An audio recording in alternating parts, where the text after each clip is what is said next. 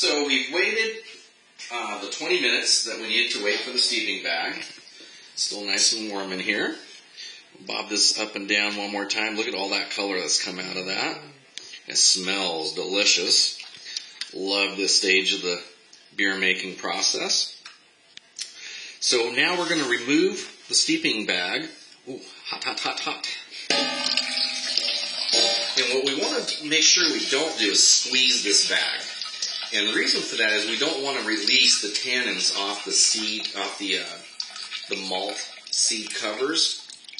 And if we squeeze that, it's kind of like a little waxy surface on there that's going to come off.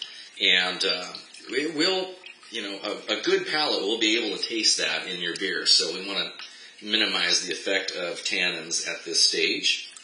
In fact, I'm going to go on record and say don't ever go in and squeeze any kind of bag that you're doing. The exception to that is if you're doing brew in a bag. And that's going to be a different video for a different day. All right. Bouncing it up and down like that's not a big deal. It's not really squeezing it. And basically we are done with the lid from this point on because we don't want to have the lid on prior to boiling. We definitely don't want to have the lid on when we're boiling. We want to have the steam easily escape. So we're ready now to bring this tea to a boil temperature so that we can then add the dried malt extract to it. All right, we're almost at the point where our tea is ready to boil. We're going to go ahead and take it. You can tell by the way it's moving around.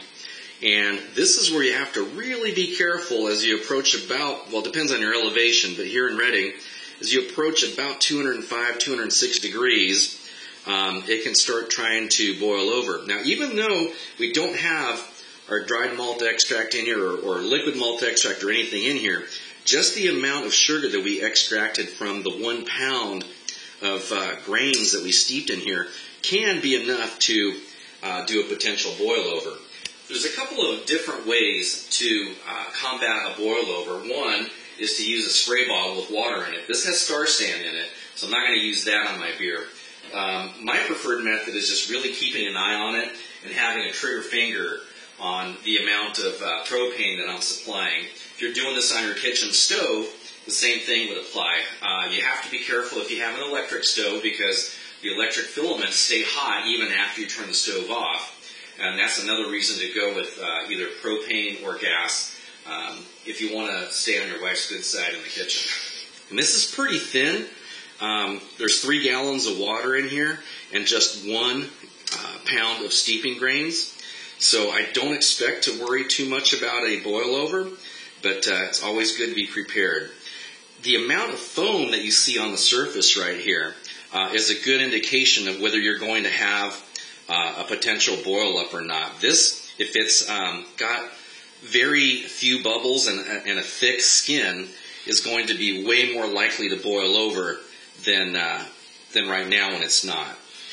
Okay, so I would call that a boil. And what we want to do now is we want to add the dried malt extract. Again, we had everything laid out in order, so it's very easy to tell what step by step we're going to do. Now that we're going to be adding the dried malt extract, we don't want to add it to the boiling water. We don't, because that for sure will end up with a big boil over. We also don't want it, actually come on over here, Becky, look, we're getting a little indication of the boil over. And the way to fight that is literally just turn the heat down. You'll see that die right off the top. If I walked away, that, even though this is a 10-gallon pot, that had a pretty good chance of going all over the floor. So you can see right now, it dies down. If you blow on it, it will further break things up. But we're at a point now where we can actually add the dried malt extract. So I'm going to turn this completely off. Wait for it to die down. And we're adding 8 pounds of dried malt extract to this. And we want to pour this in such a way that it doesn't clump. And we want to make it as dissolved as possible. You're going to notice the steam is also going to really clump up on the bag as you pour it. So you want to kind of keep the bag out of the steam if possible. You can see here, I'm adding and stirring at the same time, making sure everything's broken up as well as possible. You can see on the end here how the steam is coagulated on the DME. There's no reason you can't actually dip that in a little bit and get that liquefied off, as you can see right there. Oh, that's when it really starts smelling good. All right, so there's our first 3 pounds of 8. Now I'm not sanitizing the scissors because, again, everything's going to be boiled, so we don't really have to worry about sanitation as much. I mean, I'm not saying go spit in this thing, but definitely you don't have to worry about sanitation at this point. Okay, so we got 3 gallons of water and 8 pounds of DME. Done our best not to have any clumps in there. And we are ready to start applying heat again and getting this thing to a boil.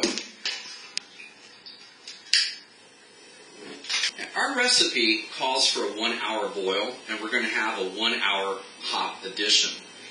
For those of you new to brewing, you start your timer at 60 minutes or 90 minutes if you're doing a 90-minute boil, or 120 minutes if you're doing a 2-hour boil, and you count downward. So if you're adding hops at the 60-minute mark, that's right when you first start boiling. If you're adding hops at the 15-minute mark, that means you've already boiled for 45 minutes, and the hops go in for the last 15 minutes. So we've got a little ways to go before this is back up to boiling temperature. But you can see already with that burner on there doing its job that we're already starting to get a lot of skin forming on the top here. And we're definitely going to need to watch for a boil over with this much, beautiful color, with this much DME in there. So I'm going to be ready with the trigger finger to start turning this thing down. So we don't start our countdown timer until we're actually boiling again. We may have 5 minutes of attempted boil over here, and so we're going to be turning this thing down, turning it up. It's only after you have a good steady boil without the potential of boil over that you start your timer. You can start seeing a little bit of shuddering going on underneath the surface of the boil. That's when it's about ready to break through. This is where you really start looking for that boil over to happen. I'm already going to start turning this flame down a little bit, because you can see it can go from no problem to big problem very quickly. And if you try and get a little bit of a break in the foam top, it's going to allow the heat to escape from within the and look for the thinnest spots right there. If you can let that go through the foam and continue boiling unobstructed, you're going to get through the hot break phase of this, which is another term for the boil over potential phase, to simmer down. So we're simmering right now. We're not completely turned off. You can see that it's starting to die down already on that skin. But I'm going to turn the heat up again. You'll see that it doesn't take long at all for this to start becoming a problem again. So you look at the foam starting to build. So I'm going to turn it down again.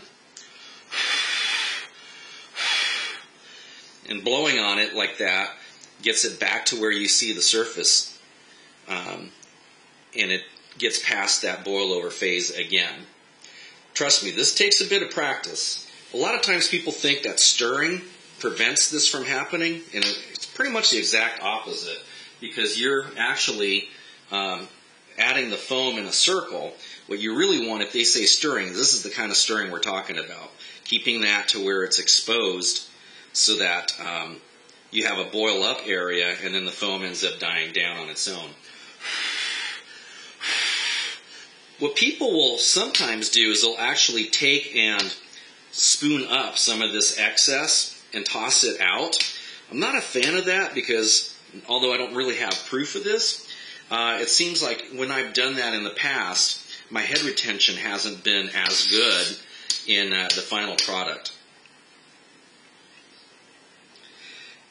Only if it's really, really thick with an all-grain batch will I go ahead and skim the protein off the top.